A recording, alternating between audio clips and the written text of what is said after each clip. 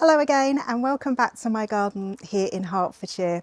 It's a small garden but it's really productive and I've got so much growing here, and since the last video everything has changed. So the last video I was in this really thick jumper and I was planting out my tomatoes, and we'd had a heat wave forecast which I was kind of a bit skeptical about because I was really cold filming that video.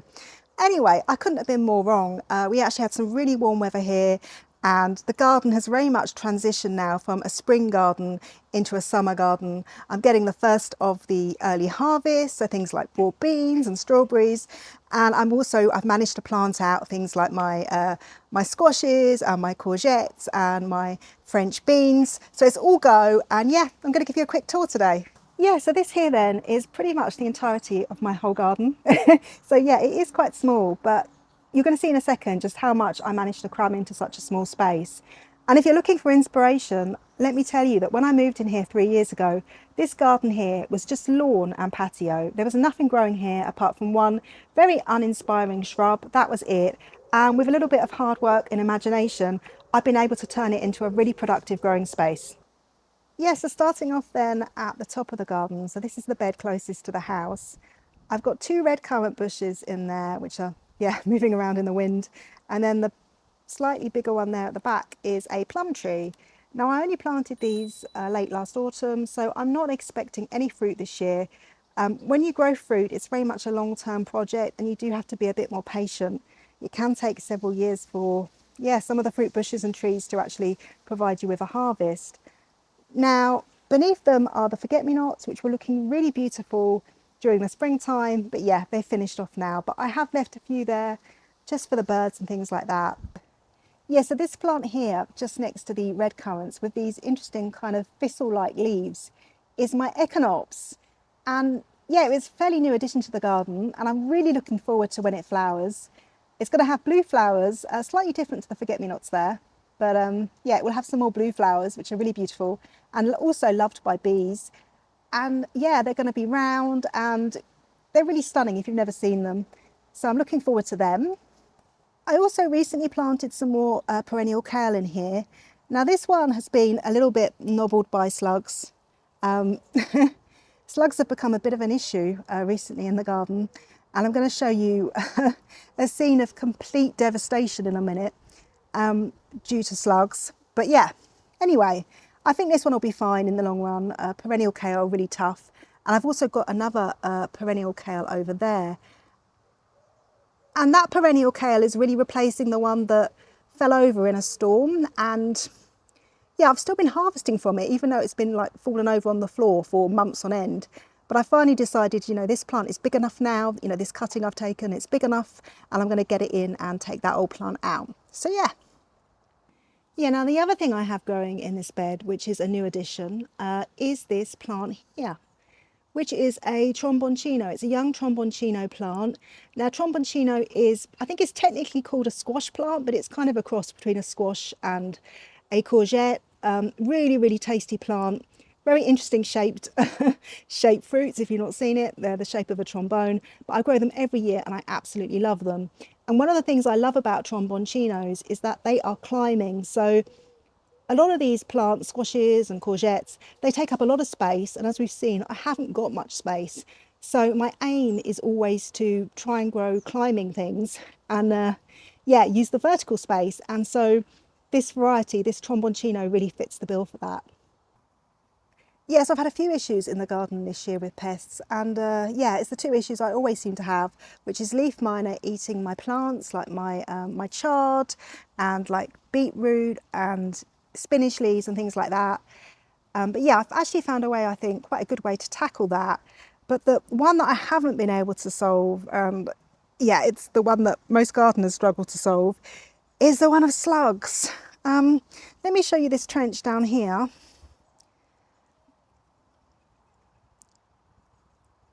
So this space here, I've now actually put some French beans in here, dwarf French beans, because I thought I might as well use the space.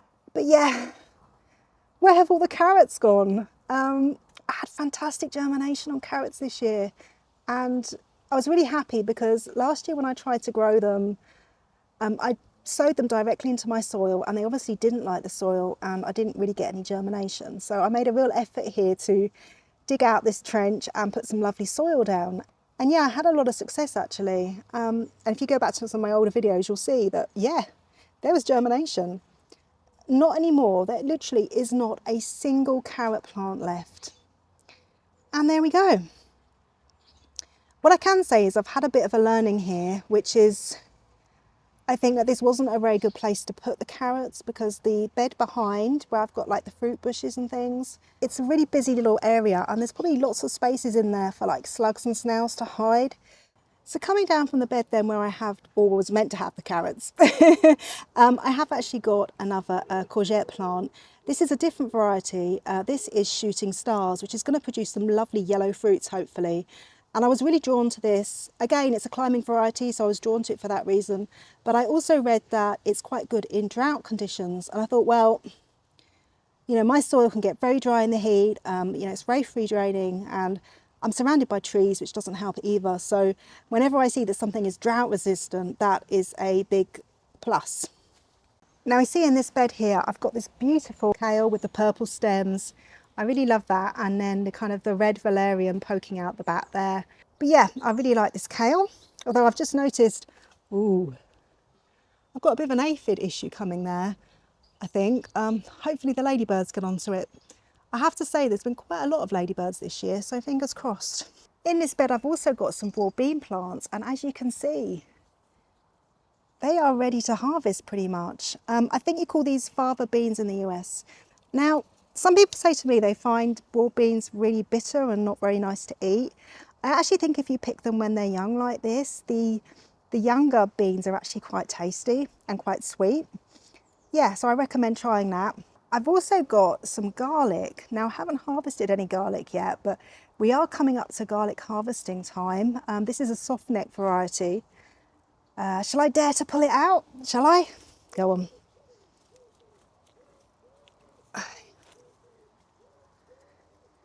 There we go. Huh, it's still quite small, isn't it? Yeah, maybe I'll leave the others in for a little bit longer. I saw Charles Dowding say in one of his videos that you should harvest all of your garlic before the summer solstice. So that's the 21st of June, I think. So maybe I'll leave them in till then. Yeah, so my broad beans have been very productive there, haven't they? My garlic, not so much at the moment, but we'll see how we get on. And yeah, in that space that I've created there, you can see another plant that I've put in, which is a tromboncino. I've marked them with an orange tag and then the shooting star courgette with a yellow, because until they start fruiting, I don't know that I would be able to tell the difference. Yeah, so this bed here is the third bed that I have, and really I have to be quite careful about what I grow in this space because it is by far the driest. I've been thinking about turning it into a herb bed, and as you can see I've got some thyme there, which looks really beautiful and it's doing really well in the space. But yeah, what I've managed to grow is a lot of strawberries, as you can see. I'd probably get a few more fruits if the bed wasn't quite as dry, but anyway, at least I'm still getting a harvest. And then coming down, I have another courgette plant, quite small at the moment. It was quite small when it went in. But yeah, that is another shooting star. So it makes sense to try the shooting star in this bed, as this is the one that's meant to be good at dealing with drought conditions. And if you've ever tried to grow any cucurbits before, you'll know that they really do need a lot of moisture. So yeah, we'll see how it gets on. Yeah, so these here are all my strawberry plants. I have managed to pick a few strawberries. You might be able to see a few kind of peeking through. There you go. Yeah, that's actually going to be really hard for me to reach. But yeah, that looks quite nice, doesn't it? Yes, hidden behind the strawberries here is a plant that I'm really excited about, which is my kiwi berry. Yeah, so it's going to produce berries that taste just like kiwis apparently. And it's a climber, so eventually my hope is that it's going to climb up the trellis and, you know, really green up these fences, which I know are, you know, not the most attractive. I'm fully aware of that. But yeah, let me show you something. Can you see that there? Those are the kiwi berry flowers, and I think they're rather attractive. Yeah, I mean, obviously at the moment they're really rather hidden because the plant is so small, but when it starts growing up that trellis and it's going to have loads of those flowers on it, I think it's going to look really beautiful, and I can't wait. Yeah, so next to the kale here, I've got a few chard plants. And I did want to show you, although these chard plants are really finishing off, and you can see they're going to seed there, I did want to show you the difference that I've managed to make in terms of the leaf miner problem. And if you don't know what leaf miner looks like, I do have a video on that.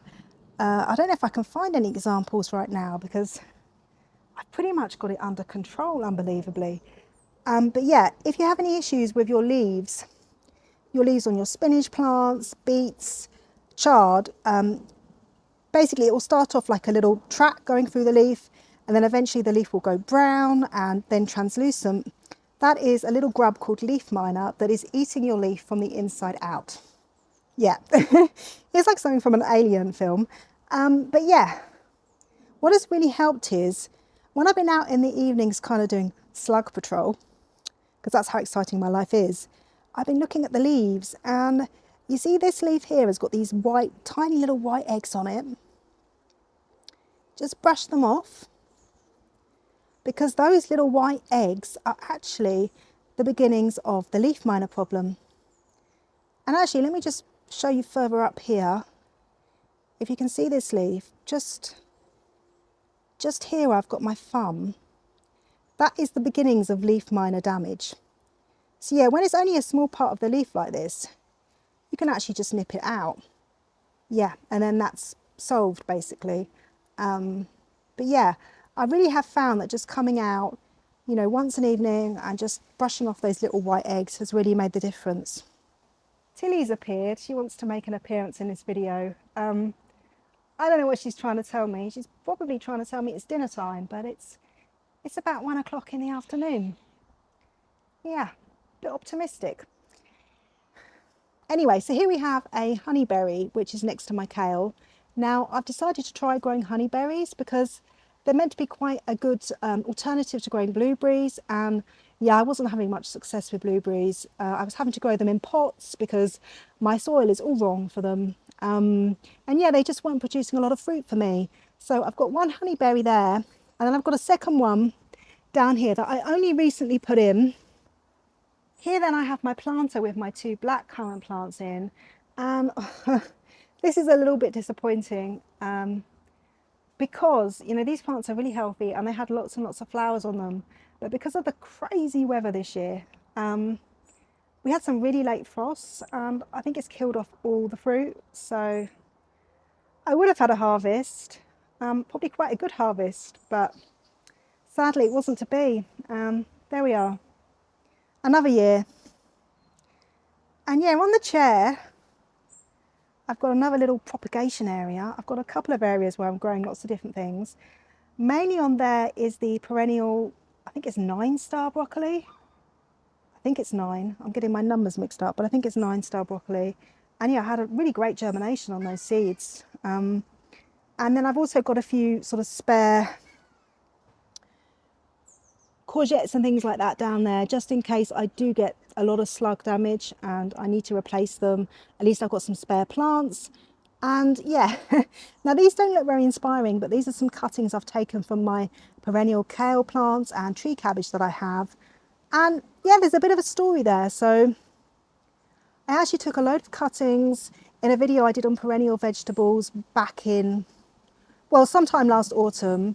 And as you can see, I've just put 2 in the top bed, but I had loads left. They all actually took, and I didn't know what to do with them. You know, I'm not an allotment grower. I don't know lots of people that like to garden, and I was struggling to find a home for them. And yeah, I put them on Facebook Marketplace, and yeah, I made a little bit of money. And I thought, well, maybe that's a way to make a little bit of extra income for the garden and, you know, help fund some of the projects that I have and I'd like to do. Because to be honest with you, the limits in this garden are not in my imagination. It's always resources, right?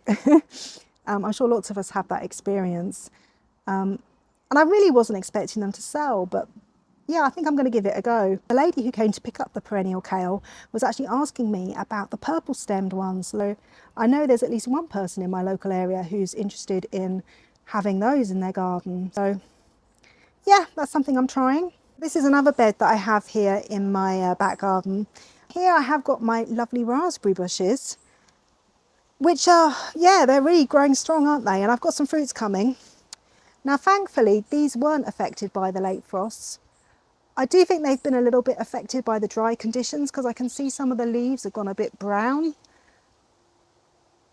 But yeah, I am nevertheless going to get quite a nice harvest here, I think. Yeah, so coming on then to this little patio area that I have here, I've got my two pepper plants in pots. Now, these were volunteer plants, so I don't know exactly what they are. I don't know if they're sweet peppers or chili peppers. I literally know nothing. And yeah, I just hope they flower and I get to find out what they are because I'd love to know. I mean, these germinated from fruits that I didn't eat and then I discarded in the compost bin. So I literally have no idea. I just hope that I can get them to flower and I can get to see what they are. And yeah, coming on then, I've got lots of mint, lots of different varieties of mint. I've got my basil growing there.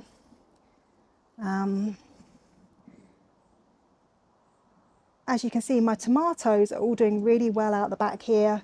I actually decided to put on a couple of extra tomatoes to what I did in my last video, just because it seems such a shame to throw them out. But yeah, I've now got 9 tomato plants in the front and the back garden in total, and that's probably enough for me, so I'll leave it there. But yeah, I'm really excited about them, and they've already grown quite a lot since I planted them up. So these massive tubs here are going to be for my next project, which is that I've ordered some thornless blackberries. Quite hard for me to say that. But yeah, I'm really looking forward to that because it's all part of my plan to be as self-sufficient in berries as I can be. So yeah, I dare say I'll be putting them up in my next video. So there's the tomatoes. And then here, just by my back door then, I've got, yeah, just loads and loads of seeds, mainly lettuce seeds and spinach and things like that, that are just growing and, you know, hopefully eventually they'll be ready to go in the garden.